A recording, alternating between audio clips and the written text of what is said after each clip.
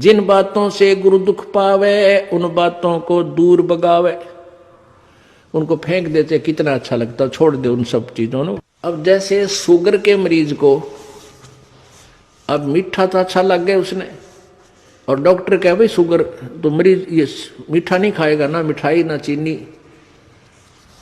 और वो फिर भी डॉक्टर की आज्ञा का पालन नहीं करता तो मरेगा फिर, और क्या इलाज है। तो चीनी मीठी तो लग रही है, इसमें कोई शक नहीं, मीठी भी है, लेकिन उसके लिए विष है। तो ऐसे ही भक्ति मार्ग में गुरु जी की आज्ञा का पालन ना करना विष के तुल्य है, आपकी भक्ति को नष्ट कर देता है।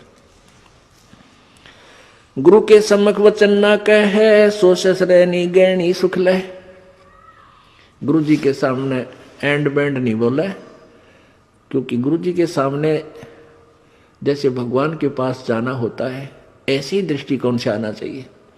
अपनी फरियाद करे, जो भी आदेश हो सिरोधार्य करे और चल पड़े, चाहे मन कुछ भी सोचता रहे, क्योंकि परमात्मा अंतर्यामी है, आपके सब दुखों से परिचित है, और वो आपके जितनी श्रद्धा आपकी होगी उतना ही निवारण आपको साथ साथ रिजल्ट देते रहेंगे। तो आपने समर्पण और श्रद्धा बढ़ानी है, उसके बढ़ाने के लिए आपको यहाँ बुलाया जाता है, भक्ति कराई जाती है, दान पुण्य करवाया जाता है, सेवा करवाई जाती है, ताकि आपकी श्रद्धा जितनी बढ़ेगी उतना ही प्रभु आपके संकटों का निवारण समांतर करता रहेगा। अब जैसे आप यहाँ आए और आते ही आपको ठीक कर दिया, आप ना हो भूल गए भी यहाँ, क्योंकि हमने देखे झाड़े लवानी है, झाड़े लवाए लाया, हो गया, आराम हो गया, बस ये क्या वहां जाना नहीं भूल कर फिर। तो यहाँ आते भी आपको सुख दिया जा सकता है, लेकिन ये परमात्मा चाहते हैं कि ये बच्चा आते कुछ तो राहत अवश्य देगा, ताकि आपका विश्वास बने। और आप पर आज कलयुग में आगे हो इतने पाप है, गिनती नहीं।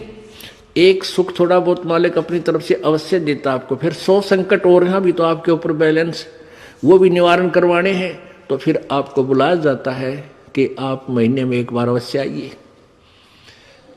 आपको बुलाने का क्या तात्पर्य है कि यहाँ आने से आपको बहुत पुण्य मिलता है, आपको बहुत भक्ति लाभ होता है। आप बच्चे हो, आपको मालूम नहीं, ये दास डॉक्टर है, जो भी आपको कैसे कैसे आपके अंदर शक्ति प्रवेश करवानी है, प्रभु की पुण्य कैसे प्रवेश करवाने हैं, फिर ये ज्ञान आपके हृदय में पहुंचाना है। और जिस दिन आपकी श्रद्धा पूरी हो जाएगी, आप सपने में भी दुखी नहीं होगे, ये सत्कर मान लेना। क्योंकि पाप जब बढ़ जाते हैं, दिन में भी दुखी, सोए फिर भी दुखी, क्यों सपने भी बुंडे बुंडे आवे। और जब आप भक्ति करोगे, ढंग से लग जाओगे, आप वैसे भी सुखी, और स्वप्न में भी परमात्मा की भक्ति है, आरती करते होगे, कभी मंत्र कर रहे होगे, कभी मेरे गुरुदेव भगवान ये गा रहे होगे, स्वप्न में भी सुखी, यानी भक्ति स्वप्न में भी हो रही होगी। गुरु से शेष करे चतुराई सेवा ही नरक में जाई। ओह, जो गुरु जी के सामने चतुरता करता है, छल कपट करता है, उसकी जो सेवा है यानी वो पूजा समाप्त हो जाती है, धन भक्ति का, और कहते हो वो नरक में जाई, नरक में डाल दिया जाता है। शिष होए सर्वस नहीं वारे, हिये कपट मुख प्रीत उचारे। शेष होके और समर्पण नहीं किया तो क्या काय का भगत वो, और हिये कपट मुख प्रीत उचारे। अंदर तो दोष है, ऊपर तो मीठा बोला है, ये भगवान को पसंद नहीं। सो जीव कैसे लोग सिधाई, बिन गुरु मिले मोहे ना पाई। गुरु से कपट करे चतुराई, सोहन सा भव भर में आई। गुरु से कपट शेष जो राखे, यमराज जाके मुगदर चाखे। गुरु जो जन गुरु की निंदा करही, शुक्र सवान गर्भ में पढ़ही। गुरु की निंदा सुने जो काना, ताको निश्चय नरक निदाना। अपने मुख निंदा जो करही, परिवार सहित नरक में पढ़ही। अपने आप क्या बताते हैं परमात्मा के, अपने गुरुजी की निंदा यदि कोई कर रहा है तो भी आपने सुननी नहीं चाहिए। यदि गुरु की निंदा सुने जो काना, ताको निश्चय नरक निदाना। जिसने गुरुजी की निंदा कान से भी सुन ली किसी नालायक ने, कहते हैं तो भी तू नरक में जाएगा, तेरा नाम खंड हो जाएगा। अब यहां समस्या एक आती है कि जैसे कोई व्यक्ति है निकम्मा, वो बुराई कर रहा है गुरुजी की, आप बैठे हो, ट्रेन में बैठे हो, बस में बैठे हो, या कहीं ऐसे स्थल पर बैठे हो, और वो चलो ऐसे वैसे स्थान पर हो तो उठ कर चला जा, आदमी इतना तो कर ही सकता है, लेकिन बस में बैठे हैं, ट्रेन में बैठे हैं, काफ़ी लंबा सफ़र है, और वो कोई निंदा कर रहा है और आप सुन रहे हो, तो आपके मन में शंका होगी कि मेरा तो नाम खंड हो जाएगा। नहीं होगा। क्यों नहीं होगा? क्योंकि सुनने का अर्थ ये है जैसे कोई आपके गुरुजी की बुराई कर रहा है, आप सुन रहे हो, लेकिन आपके हृदय में वो नहीं समा रही है कि ये सच ठीक कह रहा है। आपका मन ये कह रहा है ये अनजान व्यक्ति है, इसको पता नहीं, ये वैसे ही कह रहा है। आपके हृदय में उसके हाँ में हाँ नहीं बनी, तो आपने सुनकर भी नहीं सुनी। ये इनमें बहुत अंतर होता है एक एक बात में। और यदि आप उसके कहने से आपके हृदय में ऐसा आ गया कि हो सकता है हमारे गुरुजी ने ऐसा गलत काम कर ही दिया हो, तो आपने सुन ली, वो सुन ली, और आपके मन में स्वप्न में भी नहीं आए कि ये जो कह रहा सच्ची हो सकती है, तो आपने नहीं सुनी, तो आपको दोष नहीं। गुरु की निंदा सुने जो काना, ताको निश्चय नरक निदाना, अपने मुख निंदा जो करही, परिवार सहित नरक में पड़ही। गुरु को तजय भजय जो आना, ताक पशुआ को फोकट ज्ञाना। ओए होए, अपने गुरु को छोड़कर और दूसरे में आस्था बनाता है। अब जैसे आप किसी भी कोई भी आपको इस भक्ति मार्ग का ये ज्ञान दास से सुनकर आपको कोई सुना रहा है भक्त, और आपकी श्रद्धा उस भक्त में हो जाती है, वो हो तो बहुत अच्छा है, बहुत प्यारा है, उससे के चरण छूने लग जाए, उसी के ऊपर आसक्त हो गए, तो आपका गुरुजी से नाम खंड हो गया। इस दृष्टिकोण से परमात्मा कहते हैं गुरु को तजय भजय जो आना, ता पशुआ को फोकट ज्ञाना। उस पशु ने को कोई ज्ञान नहीं है, वो भक्त नहीं है। जो अपने गुरु को छोड़कर दूसरे में ठीक श्रद्धा बनाता है, उसमें आसक्त होता है, उसी को पूजा शुरू कर देता है। अब पुण्यात्माओं, एक एक पॉइंट पे बहुत गहराई सोचना है। अब कोई भक्त ज्ञान सुना रहा है, बहुत अच्छी बात है, उसके द्वारा सुने ज्ञान पर अमल करे और उससे कहे भाई मुझे भी गुरुदेव के पास ले चलो, मेरा कल्याण करा दो। और आपने नाम ले रखा है और फिर कोई चर्चा चलती है, ऐसी कोई बात नहीं, फिर भी सुनो। और कोई पुराना भक्त है वो अच्छी अच्छी बातें बताएगा तो बहुत अच्छी बात है, गदगद हो जाओ कि मेरे गुरुजी ने कितना अच्छा ज्ञान दिया हुआ इस बच्चे को, भाई को, बहन को, और ये सब गुरुजी का ही दिया हुआ ज्ञान है, इसका नहीं है। तो उसमें आपको एज ए भाई यानी गुरु भाई गुरु बहन तो आपकी श्रद्धा हो सकती है, लेकिन अन्य दृष्टिकोण से, क्योंकि हम फिर उस पर इतना आसक्त हो जाते हैं, उसको फिर प्रणाम करने लग जाते हैं, बड़ा अच्छा भगत है, तो ऐसे ये बीमारी हमारे भगत समाज में पड़ी रही और इसका लाभ ये काल उठा गया। जैसे कमाल था, कमाल वो मुर्दा जिंदा किया था प्रभु ने। एक दरिया में बहता हुआ मुर्दा शव जा रहा था 12-13 वर्ष के बालक का, और एक शेख तकी था सिकंदर लोधी, दिल्ली के बादशाह का धार्मिक पीर। वो कबीर जी से ईर्षा करता था और कबीर परमेश्वर जी की कृपा से सिकंदर लोधी दिल्ली के सम्राट का असाध्य रोग दूर हो गया था, जो शेख तकी से भी नहीं हुआ था, किसी से भी नहीं हुआ था, जिस कारण से सिकंदर लोधी की आस्था कबीर जी में घनी हो गई थी। और वो जो पहले वाला जो वो परमानेंट उसका गुरु था धार्मिक मजहब की तरफ से, वो शेख तकी था। तो उस शेख तकी ने जब देखा कि कबीर जी में, मेरे सम्राट की, मेरे शिष्य की कबीर जी में ज्यादा श्रद्धा होगी है, तो ईर्षा करने लग गया कबीर जी से। उसको नीचा दिखाने की चेष्टा में उसने कहा कि राजा या तो तू बाज आ जा, और नहीं तो मैं, तो काफिर को गुरु बना लिया तूने, एक हिंदू को गुरु बना लिया, मैं तेरी पूरे मुसलमान समाज में तेरे बारे में बताऊंगा और सबको तेरे विरोधी कर दूंगा। अब राजा चिंतित हो गया कहीं तेरे राज को खतरा ना हो जाए। तो परमात्मा के सामने उसने अपनी प्रार्थना रखी। कबीर जी ने कहा भी ठीक है। तो शेख तकी ने क्या शर्त रख दी कि मैं जब इसको मानूंगा ये भगवान है, अल्लाह का नबी है, कोई मुर्दे को जीवित कर दे। तो परमात्मा ने जो अपने भगत की टेंशन दूर करनी थी सिकंदर लोधी की, तुरंत कर दी। जिस दरिया के किनारे वो खड़े थे वहीं पर एक मुर्दा बच्चे का शव बहता हुआ आ गया। कुछ कबीले ऐसे होते हैं, ना तो वो गाड़ते जमीन में, ना सभा करते, वो जल प्रवाह कर देते हैं। मृत्यु होने के बाद के पशु जीव जंतु इसके शरीर का मांस खा कर दुआ देंगे। ऐसे सुसज्जित एक बना करके प्लेटफार्म सा, फ्लोट सा, एक घास फूस का जो तैरता रहे ऐसा बना देते हैं, बेड़ा सा, उसके ऊपर शव को लुटाकर और चलता कर देते। तो उसी समय वो लड़के का शव आ गया। परमेश्वर कबीर जी ने अपनी शक्ति से उसको जीवित कर दिया था। तो सभी ने कहा कमाल कर दिया, कमाल कर दिया। उसका नाम कमाल रख दिया और उस बच्चे को अपने साथ अपने बालक रूप में, शिष्य रूप में रख लिया। अब वो युवा बालक हो गया। कुछ दिनों के बाद 10-15 साल में 20-25 वर्ष की आयु का हो गया।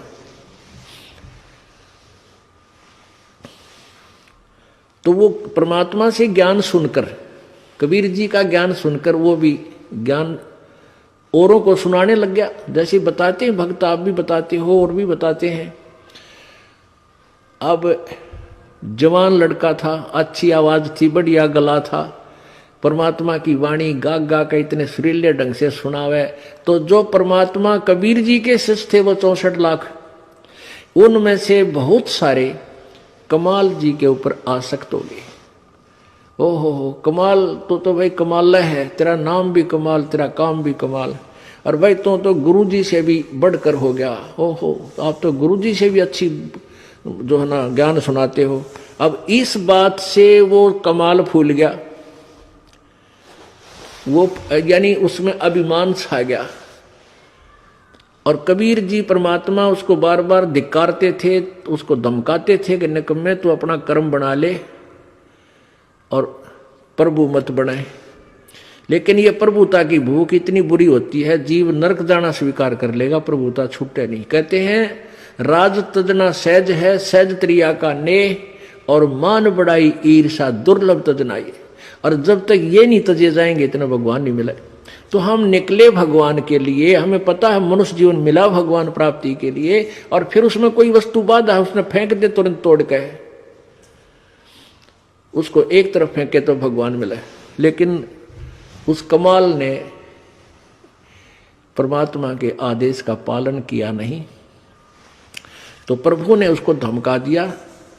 वो वहां से निकलकर परमात्मा से रुष्ट होकर, अक्षुब्ध होकर, खिन्न होकर के वहां से निकल गया और जाके कहीं दूर देश स्थान पर रहने लगा, जहां के वो नालायक भक्त गुरुजी के शिष्य उसको चाहते थे, वहीं चला गया, वहां रहने लग गया।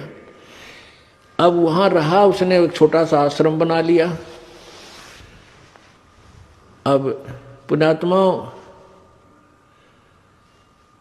समर्थ जो कार्य करता है कोई जीव नहीं कर सकता। जैसा कल उदाहरण दिया था कि जैसे वायु बहुत लंबी चौड़ी है, बहुत ज्यादा था है, और उसमें से एक टायर में पंप से हवा भर भी ली, वो टायर ट्यूब में टायर में डालकर ट्रक में डाल दिया, ठीक है वो काफी सहयोगी होगी वह हवा उसको, लेकिन वो तो सीमित है। ऐसे ही किसी भक्त ने, उस कमाल ने परमात्मा की कुछ दिन सेवा करके, दोनों नाम दिया, उसकी भक्ति करके कुछ शक्ति अवश्य होगी थी, लेकिन वो जीव ही था। और वो अनजान भक्त जो परमात्मा के शिष्य थे कबीर जी के, उस पर आसक्त हो गए। तो यहाँ बताते हैं गुरु को तजय भजय जो आना ता पशुआ को फोकट गया ना। अरे जब कबीर खुद मालिक बैठे और उस वो कमाल के टिंडे देगा उन्हें, कमाल की बात। यहीं से हम गिरते, सतर गिरता गिरता यहाँ आ लिए। हम सतलोक में इसी तरह गिरे थे। हम अपने भगवान को छोड़कर परमेश्वर कबीर जी सत्य पुरुष को, और ये ज्योति निरंजन काल वहां तपस्या कर रहा था एक टांग पर खड़ा होकर।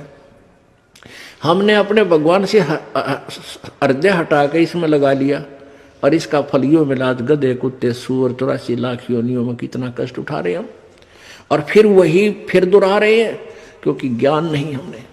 तो उसने क्या किया, कमाल ने वहां रहने लगा। अब जो भक्त परमात्मा के पास आते थे उनको सुख होया करता खूब। अब वो चेले बन गए कमाल के। अब 5-4 वर्ष तो उनके काम ठीक चले, क्योंकि जो हैंडपंप से पानी उन्होंने ले लिया था वो जब तक चला उनकी पुण्य कमाई तब तक तो वो दुखी हुए नहीं। फिर कोई काम उनका होने लगा नहीं तो धीरे धीरे वो कमाल से भी हट गए। अब कमाल ने 5-4 और चेले रख रखे अपने आश्रम में रख रहे तो वो कहने लगे, गुरुजी यहाँ भगत तो आने ही बंद हो गए। तो उन्होंने कहा भाई यूं करे कि गुरुजी का जन्मदिन मनावांगे कल, जेठ की पूर्णमासी आ गई, सब न कह दे भाई कल जेठ उतरते की पूर्णमासी है और गुरुजी का प्रगट दिवस मनाएंगे और खीर ख्यार बनावांगे, भंडारा करेंगे, सभी गांव वालों दूध लाइयो, दूध पहुंचाना। अब पहले कोई समागम करता था तो गांव वाले खुश होकर दूध ले जाते थे और ठोक देते थे ड्राम के ड्राम। अब किसी का लाभ होया नहीं, सारे बयानवटी होगी, दूध रहा ना ढंगता, तो सब कपटी हो गए। अब सब ने सोचा भी बखत से दूध डालावांगे और ना डाल कावांगे तो यू नाराज हो जाएगा, कदे शराब स्वरूप ना दे दे कमाल है। और प्रत्येक के मन में, क्योंकि परमात्मा कबीर जी खेल खेलते हैं। अब वो जो भगत थे गांव वाले, जो 50-60-100 जितने भी थे, उन्होंने सबके मन में के दुर्भावना आ गई कि बखत तो उठ कर सबसे पहले मुंह अंधेरे जाऊंगा और दूध की जगह पानी का लोटा डालूंगा, किसने बेरा पट्टा है। अब सुबह सुबह लाग गई लाइन, महाराज जी सत साहेब, कहाँ भाई सत साहेब, आज दूध लाए हैं, डाल दो भाई वहाँ ड्राम में जो पहले कराया करते। अब कपड़ा उठावें और पानी तरड़ा डालें, गुरु जी ने महाराज जी ने पता लग जाएगा हाँ डाल रहा है कुछ, दूध डाल गया। एक आधे भगवान ने उसमें दो चार दूध भी डाल दिया होगा। कमाल बोला भैया तस दूध बहुत आ गया और बच्चों खीर बना लो। अब वो लगे खीर बनाने, वो ड्राम पानी का भरा, थोड़ा बहुत दूध उसमें कितना गिर गया को भगवान। तो कहने लगे गुरुजी तो सारा पानी का फुल भरा है। कुमार बोला झूठ बोलो, देखा जागे सारा पानी का भरा हो, किसकी खीर बनी थी। इतना शर्मिंदा हो गया, रात्रि में उस आश्रम ने छोड़ के पता नहीं कित मरिया जाके छोड़ चल गया। तो इस प्रकार परमात्मा कहते हैं अब आप भी मरिया और उन शिष्यों उन पुण्यात्माओं को ले डूबा, नकमी आत्मा जो परमात्मा से जुड़ी थी। गुरु को तजय भजय जो आना, तापसुआ को फोकट ज्ञाना। गुरु से बैर करे शिष जोई, भजन नास और बहुत बिगोई। पीढ़ी सहित नरक में परही, गुरु आज्ञा शिष लोप जो करही। चेला अथवा उपासक होई, गुरु सुमुख ले झूठ संजोई। निश्चय नरक पड़े से सोई, वेद पुराण भाकत सब कोई। सम्मुख गुरु की आज्ञा धारे, और पीछे ते सकल निवारे। एक सामने आकर के तो हाँ जी हाँ जी हाँ जी, और पीछे ते छोड़ देने ये जरा फिर देखेंगे। तो कहते हैं सम्मुख गुरु की आज्ञा धारे और फिर और पीछे ते सकल निवारे, यार सब ने रिजेक्ट कर बैठे। ऐसे नकली शिष्यों का उद्धार नहीं होता। सोच से घोर नरक में पड़ही, रुद्राद पीवे नहीं तरही। मुख पर वचन करे परवाना, घर पर जाए करे विज्ञाना। मुख पर तो सारी बात माने और घर पर जाकर चौधरी पाक अपने हिसाब से सेटिंग करो ना, नो ऐसे ठीक नहीं गुरु, ये ऐसे होना चाहिए।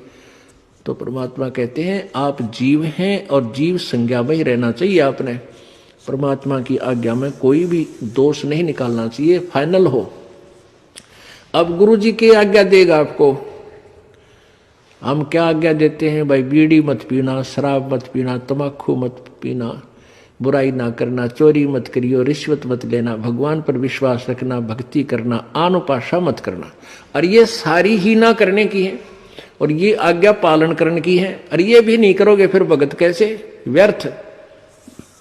मुख पर वचन करे परमाना, घर पर जाए करे विज्ञाना। जहां जावे ता निंदा करही, सोच घोर नरक में पड़ही। ऐसे शेष को ठाहर नाही, गुरु विमुक्त लोचत मन माही। वेद पुराण कहे सब साखी, साखी शब्द सब है यूं बाकी। मानुष जन्म पाए कर खोवे है, सतगुरु विमुखा युग युग रोए। अब सतगुरु से विमुख होने वाला कहते हैं युग युग रो।